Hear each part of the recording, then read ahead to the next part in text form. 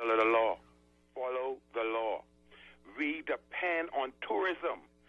I'm not listening to these jokers, okay, in this country who have their bread buttered and have time, all different ages, and are very influent on these cell phones to send text message encouraging nonsense, okay? The prime minister is the leader of the country, but he does not own the country. We own the country. But without life, you ain't have to worry about no country and no natural resources. Obey the law. We expect, and I'll bet you, if in every community, like you have the One Illustra Foundation that I'm very, very impressed with, and I think every constituency, every island should have an organization like the One Illustra Foundation. And despite political tribalism and so on, sit down together as a community and itemize the things that you find important. And I'm willing to bet if they put 10 things on a sheet of paper without talking to people in other communities, you'll find that 7 of those things are exactly the same. Interesting. We have a lot of callers, Dr. Morris, so let's go right to the phone lines. Caller, welcome to the Paradigm Shift. Hello. Good morning. Good morning, Michelle and Dr. Morris.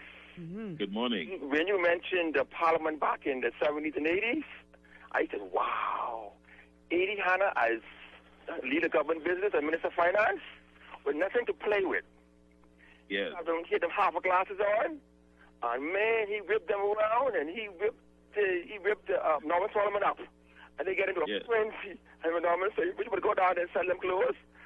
I mean, they would go into a battle, and then Paul Ladley was good too, and they had proper speech, proper language, proper behavior. All the speaker do was just get up and shut up and then leave, because they passion about this country. Billy Eddie Hanna dealing with work permits. He didn't play with that. Dehumanization. He was really, really a patriot. Right. All managers, like not Norman Solomon brought in foreign sales girls. Think about that. He had to make sure every one of them had to leave to girls to get a chance to sell on Bay Street and make money. So they were down in the seamstress room sewing. Here's black stuff.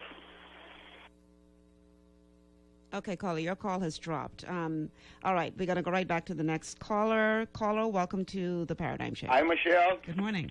How you doing today? Good, how are you? I'm fine. Brother Gilbert Morris, you are... How you doing? How you doing, my brother? Yeah, I'm fine, man. You know, Amos follows you. I'm only a few years. I was born just a few years after you. I celebrated 50 years on the 2nd. But what Michelle and yourself have articulated so far as relates to our leaders and how they have denied Bahamian people and allowing others to benefit, other nations to benefit, without even considering Bahamian people. It's one word for that. It's called kleptocracy, okay? But my reason for calling Michelle and this to the good gentleman, you know, if people, Michelle said yesterday, she reminded us on her show that Dr. Miles Monroe, her former pastor, said this, and I heard it. The Bahamas heard it. Everything hangs on leadership. You personifies what a Bahamian male, I would say, sound like, because I really don't know you like that, and how you carry yourself from the pictures I see of yourself. You carry yourself, you personifies what it means to be a Bahamian and how young Bahamian boys should, the first reason why they should obey mommy and daddy, so mommy and daddy child could be a production like what you have and Michelle are, and what Guardian Radio principles, and those who mean our country well and who want to see the Bahamian people first. Our nation resources as relates, this is my humble submission, Michelle, for you today. Our nation natural resources as relates to the land, the crown land, must be placed in in the sovereign wealth fund. It must be naturalized, okay? What's left? We're not trying to fly in the face of nobody what you have. We're dealing with what's left. If you have a problem with Michelle and the good gentleman on studio and Amos and others benefiting from what's left, now we have a problem. Read the last 3 verses of John chapter 3, and y'all will understand what I mean. We are the children of the living God, and if you don't want us to benefit, you are not one of us. Okay, Amos. Thank you so much, because we got other callers waiting. Amos is getting excited, boy. Let's go back to the phone. Passionate fellow, yes. Yeah, passion, I love it. Yeah. Let's go back to the phone lines. Caller, welcome to the Paradigm Shift. Hello, caller. You need to turn your radio down, please. Yeah. A godly day to you, and along with you and Mr. Morris, Michelle. Good morning, Brayman. Amos calls me to tell you today is my birthday. Oh, happy birthday to you. Happy birthday. Hope you live to see many more. Through Christ, I hope so myself. Thank you, because I want to help educate our people just like Mr. Morris. Mm-hmm. But and of course I was here from Finland time. Yes. But what I want to say, right, Mr. Morris, I want you, a couple of things I want to say. I want you to explain OECD or some of that sort to me when I give you my main point for calling, okay? Right. Now, in the 1930s, first I'll say China, 4,340-something years old. 4,000. So they've been here a long time. Yes. But what I want to say is, right, in the 1930s, China, United States, Russia, and I forgot the other country name, they got together and called themselves what you would call the United, anyhow, the League of Nations. Okay, yes. They were the League of Nations. Yes, and President Wilson, yes. Okay, after that, they turned to the United Nations. Yes. You see? Now, they chopped up Africa in pieces and shared among themselves. Right. Okay? Now, today, what I want you to explain to me or give me some sight so whereby I can see from what was happening in those days with the same people that's in authority today, right? Right. Now, right. It seems as if so the Bahamas are in a triangle. So my point is to you, how do we get out of the position that we are in? And please explain the OAC, what you call it? OECD, the Organization for Economic Cooperation and Development. Say it again? The Organization for Economic Cooperation and Development. Got you. And that's the same people. Yes. So, okay, so let's let him respond, Brayman, because we got callers waiting, okay? All right. Okay. The OECD really is the outgrowth of the Marshall Plan. After the Second World War, the United States launched the Marshall Plan that was used to refinance European countries. When that project was over, they felt that the cooperation was so valuable that they wanted to maintain the institutional framework, and that became the OECD. The OECD has no power in international law, no authority in international law, and is not recognized like the World Bank or the IMF as an international institution or organization. It has no power of sanction like the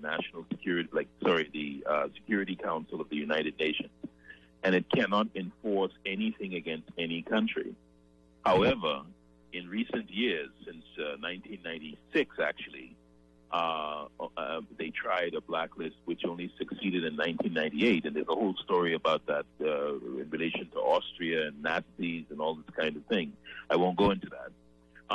But they released this blacklist, and they didn't expect it to work. They expected it to fall flat like previous blacklists.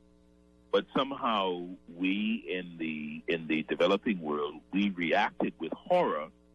And once they saw that they could make us react that way, their power, what strategists call mission creep, their power just crept up, and now the OECD occupies the place. And the FATF is even less of an organization, has no recognition at all in international law. But we have constitutional democracy.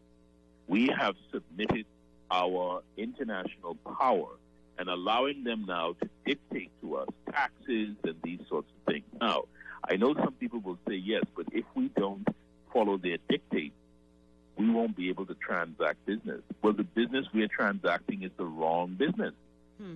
It's the wrong business. When you're small, you don't try to live as an amoeba, on the backside of some large living animal. You try to forge something on your own. And the problem for us, and this goes back to the mismanagement you said, Ms. Malcolm, right at the beginning, Stafford Sands had an intuition about financial services. We have not grown beyond that intuition, and that is why we are in the problem that we are in, not because of the OECD. We got to go back to the phone lines because we have a lot of callers waiting. Caller, welcome to the Paradigm Shift. Hello, caller? Caller, hello. Yes, I'm on the show. Pardon me? Yes, sir. What I'd like to ask you, right, is that what about the private profit versus the public good, and as well as what about corporate tax and income tax, and how is it in Singapore? I feel that Singapore government is very progressive, or how a bit on the left, rather than on the right of capitalism. And I'll appreciate it to you. Yes. I don't believe in corporate tax or income tax. I have nothing deeply philosophical opposed to them. Any credible economist really just looks at the facts of the situation that you're in. And it is, again, because of mismanagement that we find ourselves constantly, suckling on taxes. But if we had arranged our country in another way, and this has really, I'm writing a paper right now for an economics journal on the PEG, and it turns out that there are not that many academic papers anywhere on it. And doing my research in the last month and a half, this, when you write this kind of paper, another senior economist, 2 or 3 actually, they review your draft and they tell you where they think you should do more research, answer more questions, address things more succinctly. And they can't find, and I can't find, any rationale beyond a policy document as to why it is the PEG or how the PEG should function in economic terms. And what it has done is created a chokehold against economic growth and prosperity, except for a few. And these are things we ought to have without mismanagement. If we didn't have mismanagement, these are things we would have addressed ourselves to, and you would have had an entire department of economics in UOB dedicated to the economics of the PEG. We don't have that because we aren't interested in reforming our situation. Key words there, because who's benefiting from it being the way it is? And I dare say Absolutely. that this is no accident. Let's go back to the phone lines. Caller, welcome to the Paradigm Shift. Hello, caller? Are you still there? All right, let's go to the next one. Caller, welcome to the Paradigm Shift. Good day, Michelle Malcolm. Hi, how are you? I'm okay. Good day, dear guest. Yeah, Michelle Malcolm, do you think it's right? We know that Bahamians are not a violent people, right? You know that, right? Michelle? Not a balanced people? Violent. We are not violent people. Oh, okay. We don't resort to burning tires in the road. We don't resort to having, I'm talking about protests whereby the town is being broke down and terror. I'm talking about, But yesterday, listening to a talk show on your station, right? I listened from 2 to 4, right? And the gentleman on that show, this last comment was that Bahamians are so docile, the people in the House Assembly could do anything they want to do. What they could do? They ain't going to do nothing. Ha, ha, ha, ha, ha. Michelle Malcolm, the Bahamian people are decent people. People who already been in the House Assembly, exploited us, did what they did, and on the radio looking for another time to get inside the House of Assembly. Michelle Malcolm, yesterday I heard that gentleman say that, right? he needs to stop saying things like that because he's only going to promote Bahamians to do some things in this country that he would be afraid of. He shouldn't be saying things like that. He shouldn't be saying things like about Bahamian people. He's not in the mind of everyone in this country. Okay. Thank you so much for calling. I want to read a text. This one says, Michelle, I'm at a point where I don't think we know how to run our country. National hope is being lost. Could you imagine what an amazing country we would have if we had Gilbert Morris as financial secretary or as senior advisor in the office of the prime minister? All right. You're getting some love there, Professor Morris. Yeah. Let's see. This one says, great show. You need to bring him back. He is a wealth of creation and knowledge. I agree 100%. Texter. This one says, let's see. It's so many, and I know I won't get to all of them, but I'm going to try my best to get to as many of these as I can. Morning, Dr. Morris has a wealth of information. Why the government don't hire Dr. Morris as their economic advisor? It would be so beneficial for our economy. Congratulations for such a wonderful show. What a wealth of knowledge that is being expressed. Thank you, sir. Okay. This one says, please ask your guest if Prime Minister Pinling really wanted to empower his people post-1967. Shouldn't he have tried to at least regain the thousands of acres stolen via land grabs by the UPB boys? Take back our land from our oppressors and at least offer them fair market price for the land? Do you want to respond to that, Professor? Yeah, I met a wonderful Bahamian gentleman, Mr. Simmons, must be like 80 years old. Wonderful guy, and I just enjoy talking to him. And his view, I mean, he's an engineer.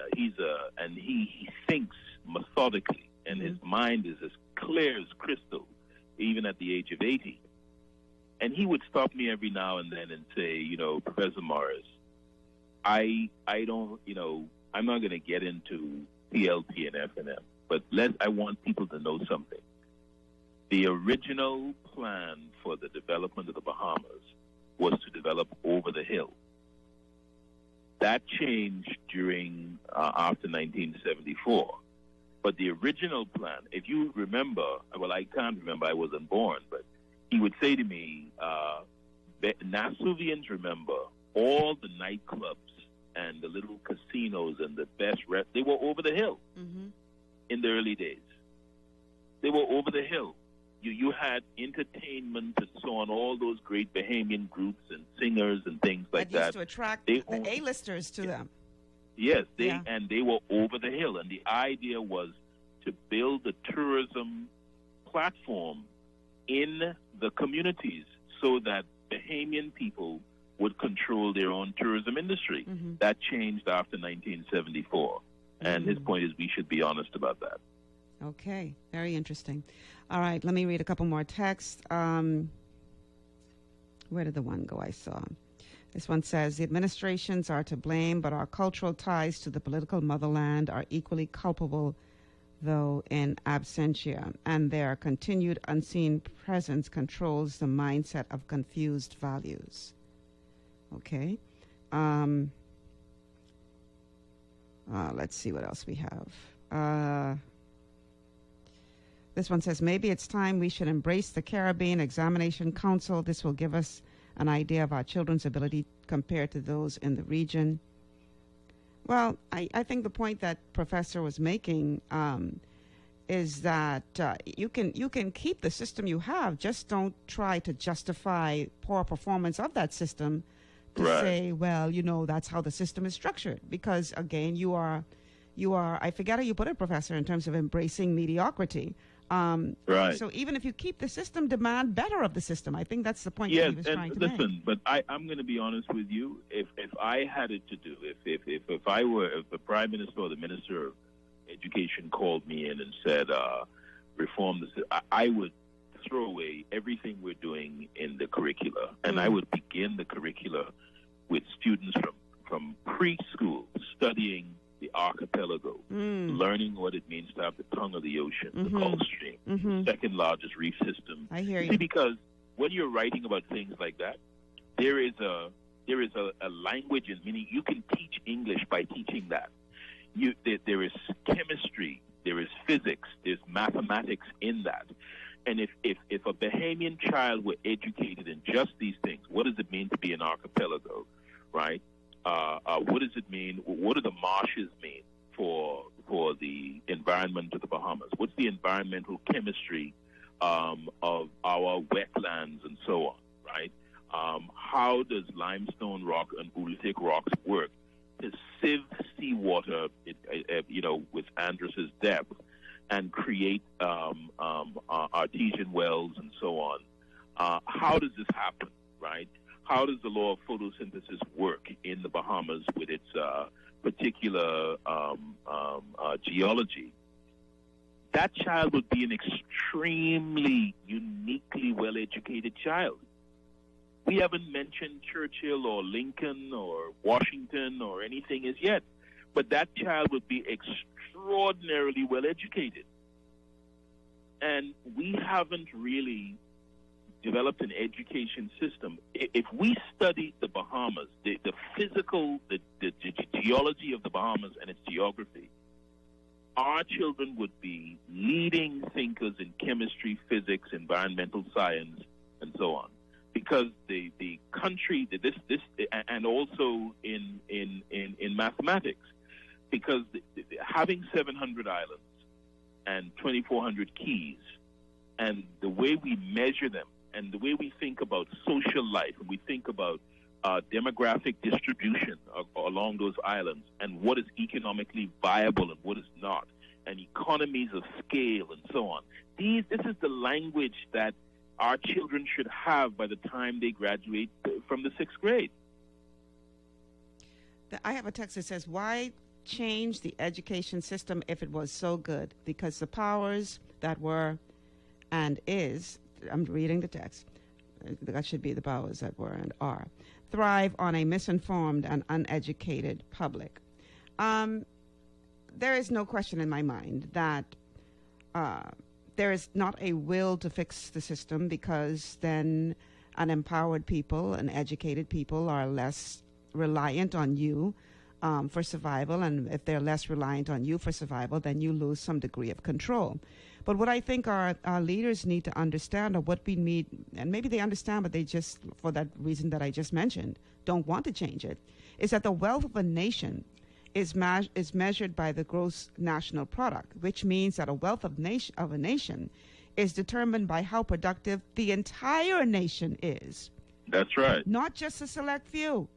Right. And so unless you empower your people to think beyond reliance on you, and I'm getting back to the theme of this show, but to begin to think in terms of independence, in terms of what do I have in my hand that I can maximize? How can I deploy myself without having to rely on my MP just to feed my children? Right. Until we get to that place in this nation, I dare say that we are doing our nation a disservice, because you cannot truly say that the nation is wealthy when so many of its people are not productive and are being hindered in many ways from being productive. Absolutely. So those are the 2 points that in general we are not productive. So I always say the advice that Bahamians give each other is always how to become more corrupt in the system. So if you go to the passport office, your child has to go away tomorrow, and you say, but I applied and I paid for the fast track and it's not working. Then someone says, well, listen, man, I have the hookup. Let me make a call. Mm-hmm. And then we get around. So that's further, I understand why we do it, but that's further corrupting the system. Exactly. We never really have the energy of reform. And that's why that caller, 5 or 6 callers ago, who asked what we can do. Communities like, and I can't stress it enough, the One Eleuthera Foundation is, I think, the right model for local government. If I had it to do, I would put a Hawksbill Creek agreement on every island controlled by the Bahamian people, the constituents and the citizens of that island, the dwellers of that island. But the One Eleuthera Foundation is an excellent model, and people in every constituency, every community should get together and say what they think the priorities are for them. And I just think that at this time in our history, we can't afford. You've had Dorian, and now you have COVID-19. And believe me when I tell you that we are at the risk of falling over a cliff. I don't make harebrained or hysterical statements. My statements are very, very well measured. And if you just take the basic issues, right, that we've lost 85% of our income. I said from January 20th, somewhere around there on your show, that the United States would not be open in 3 months. I think you can remember. Yeah, I said that explicitly, yes. Mm-hmm. that it would not be open and that we won't see any real development in tourism until 2021, if then. And if you notice what is happening, more than 100 brand name companies that you know, from Patek Philippe to Rolex to Brooks Brothers, I just heard, so I don't know where I'm going to get my bow ties now. All right. All these sorts of places, these places have filed for bankruptcy or have ceased operation. Right? And that's just the beginning. Now you're going to see countries start to fail. All right? Countries start to fail because the global supply chain and infrastructure has frozen. And we cannot sit here idly in this circumstance. And just as you say, that same mismanagement, it creates a culture. And I said on your show 6 months ago that we should be thinking about COVID-free zones in Eleuthera, Exuma, perhaps in parts of Abaco, Grand Bahama, on Paradise Island. And if we had done that, we'd be in the neighborhood of somewhere like $150 to $200 million a month in tourism, but not commercial tourism, because cruise ship and commercial tourism using the airlines like American Airlines, United, and the rest, we can't control that. But yachts, jets, and private charters, luxury charters, we could control that and negotiate deals, just as Singapore is doing, as Estonia is doing, right, as Norway is doing, as New Zealand is doing, to ensure that they have income, as Cayman is doing, to ensure that they maintain a certain level of income, but protect their population. And in Cayman's case, and in Singapore's case, and in Estonia's case, to reposition to change the paradigm of the economy to a position that when the world opens up to the extent that it does, because COVID is going to be with us forever, as I said on that show as well, but when the world opens up to the degree that it does, you will find, I promise you, it's a forecast, I'm making it on your show, that Cayman, Switzerland, Estonia, Singapore, Taiwan, South Korea, Japan will leapfrog over everybody else in terms of their development and their march to growth and prosperity. And here's why. And then callers, I'm coming to you right after I make this statement. Here's why. Because if you fail to plan, you plan to fail. You plan to fail, absolutely. Let's go to the phone lines. Caller, welcome to the Paradigm Shift. Hello, caller. Caller? Okay, I'm not sure what's going on with that call. Let's go to the next one. Caller, welcome to the Paradigm Shift. Hello, caller, are you there?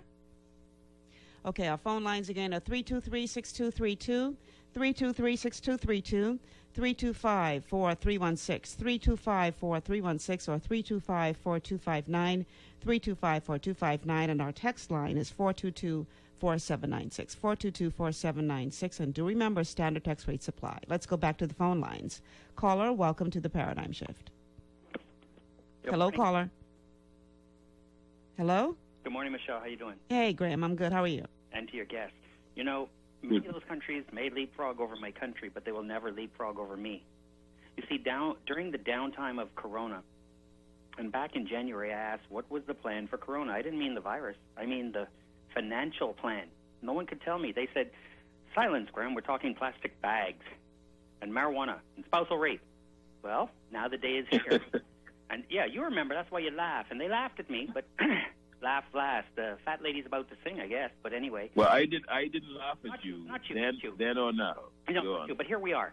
We should take now. We should have been taking the last 4 months the $5,000 self-starter for people should have been given to renovate your property for Airbnb, whether you got a guest room, whether you got a front room couch you want to rent for $50 a night, which I know someone who does on Kemp Road. And you rent this out, and the money goes 100% into the people's hands. We would then own tourism. It's 3.0 tourism. They can't go in a big hotel, because if you put 1,000 people in a big hotel tonight, you can't feed them. Michelle, think about it.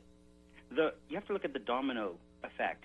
You have a restaurant that had 150 people could get in it. Now you only can get 7.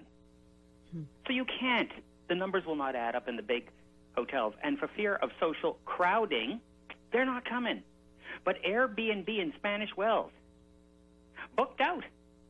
Booked out. Straight through. So we should have taken the $5,000, and Michelle, you and anyone else should have been renovating their house, getting it pretty and ready on Airbnb. The Ministry of Tourism should have been saying, let us set up and help everybody get their place ready, and let us help the tourists, help the tourists to find you and where to eat. See, because the person staying in my Airbnb, they could be going down there on Mackey Street eating in that Bahamian restaurant. No free commercial, but you know the one. So the food and beverage stays here. The head and bed money for the room night stays here. And I hope that my government doesn't tax it, because I get that money to pay their VAT. So don't double tax by putting VAT on the room, because if you do, that is my only source of income. And if you are giving me income tax, we go in after the rest of the rich people here. See, they can't do it. So this is the best time for us to own and embrace tourism. And Michelle, one day I'm going to give you my 4-5 plan, 5-5-5-5 plan. 5 islands, 5 cities with 5,000 people going home. I would go to Luther if you made Governor's Harbor a city, and I don't mean like New York. I mean certain things that a city has. And that would be 25,000 people employed. They would take one person each with them, of course. That would be 50,000 people. And we have 55,000 out of a job now. They would all be employed in tourism in 5 islands of their own hometown. But we have visionless, and I could go on. I'm wrapping up. The bottom line is Airbnb, and you know what? Things like Airbnb will actually save this country if we shifted. What would we do with these big hotels, Michelle? We would knock out 4 rooms and we'd turn them into nice condominiums for me to own, because I'd be making so much money on my Airbnb. You all have a great day. All right, thank you for calling, Graham. We got a couple of callers waiting, so I'm going to go right back. Graham is right, certainly he made 2 points. He's right, and I think I made that point on your first show with the COVID-free zones, or COVID trust zones, as Chicago Lang told me to call them. We could have done that. We could have been 3 or 4 months into that by now. And then you'll remember that Lyndon Nairn and Lester Cox made an argument that the Michael islands could have been, we could have taken that money and built those out. And I agree with that as well. And that is what Mr. Rutherford is saying. And he's precisely right on those 2 points. I think so. All right, let's go back to the phone lines. Caller, welcome to the Paradigm Shift. Hello, caller. All right, let's go to the next one. Caller, welcome to the Paradigm Shift. Yeah, pleasure. Good morning, Ms. Malcolm. Good morning. Good morning to Dr. Morris. Good morning. Good morning. Good morning. How are you doing? I'm good, sir, and you? I'm excellent. Thank you. Dr. Morris, I believe, that the Word of God said, where there is no vision, the people perish. And he also said to write the vision down and make it plain.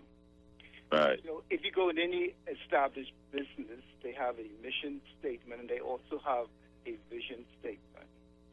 Right. I have tried over the years. I understand way back, and then there was a national development plan. Right. What's happening over the years is that you have these leaders who come in with the ideas in their heads as to where they want to take us. And so every time one party comes in, they start something, another party comes in, and they break it up and they start all over again. So we have wasted time and resources. Under the former government, they attempted to put together, and they invested a lot of money in putting together at least the foundation of a plan for the Bahamas in regards to its land resources and everything else.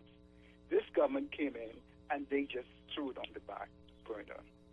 if this government loses and whoever, I hope if the PLP wins or whatnot, then they can pick it up again and spend money over.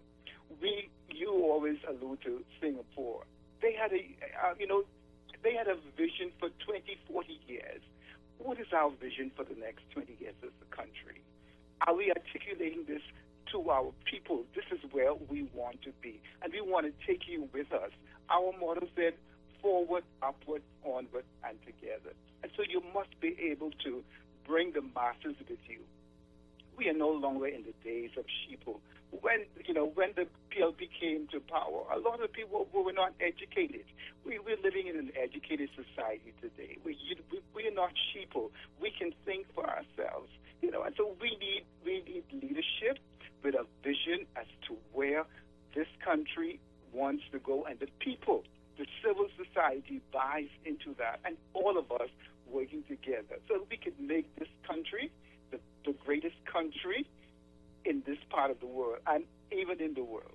Thank you for your time. All right. Thank you so much for calling. We're going to take a quick break. When we come back, we're going to wrap things up. We are talking with Professor Dr. Gilbert Morris about the responsibility of independence. Stay with us. You're in the Paradigm Shift. Digital banking, online, RBC. RBC banking, online, pay your bills anytime.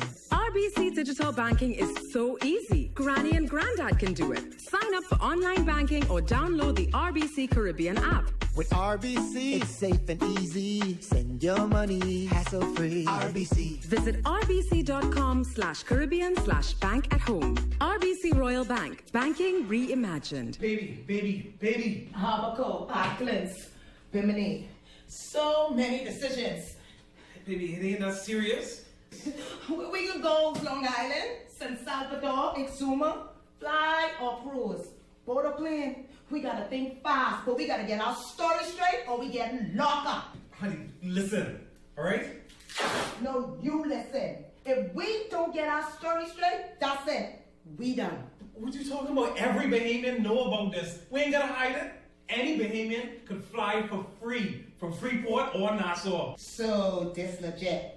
Yes, I showed you the website, BahamasResidence.com. BahamasResidence.com? Yeah, that's. Wait, hold on, where you going though? Loose me from here. This chick got me all cheap. It might sound too good to be true, but with our 2 Fly Free promotion, Bahamian residents can fly or sail free to the Family Islands. Go to BahamasResidence.com for more information. Protect the things that really matter to you. Shield Insurance is the insurance company that grows with you to meet your insurance needs through this beautiful adventure we call life. From automobile to home to life and health, boat, liability, construction, and business insurance, Shield has affordable policies, flexible options, friendly service, and the expertise to protect your hard-earned assets. Shield Insurance agents and brokers in Nassau, call 356-7202 or Freeport 352-5945. It's the beginning of the hurricane season, and Fidelity Bank is giving you one less thing to worry about. We're not able to control a storm or its path, but we can prepare for it as much as possible. With every debt consolidation loan, Fidelity is giving away fully loaded hurricane kits valued at $200 with all the hurricane essentials you'll need to weather the unexpected storms of life. It's that easy. Sign up for a debt consolidation loan, open an ASUS savings or fixed deposit, and walk away with a free hurricane kit. At Fidelity, we're committed to helping you through these difficult times. Fidelity, we're good for you.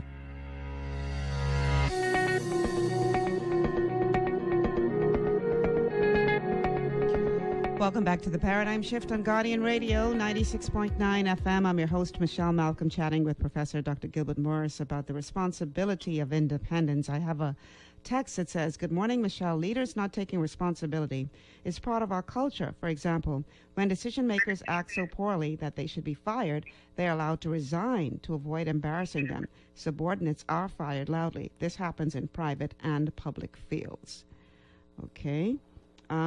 Here's the thing. When we're talking about management and independence and responsibility, I think one thing that we really need to get a grasp of is that to violate stewardship is to be irresponsible. And let me bring this to a personal level. So You're praying for a mansion. Oh, Lord, give me a mansion. I need a bigger house. I want a bigger house. But you ain't paying rent on the one-bedroom apartment you have now. So why do you expect to get the mansion when you have demonstrated that you are incapable of managing the one-bedroom rental? And I think we need to understand that until we get to the place where we are where we are not violating stewardship of what we have already been given, then we will be at risk of seeing our Bahamas go or continue to move in a direction that we do not want it to go in because of this spirit of irresponsibility. What are your thoughts, Yes. Dr. Morris?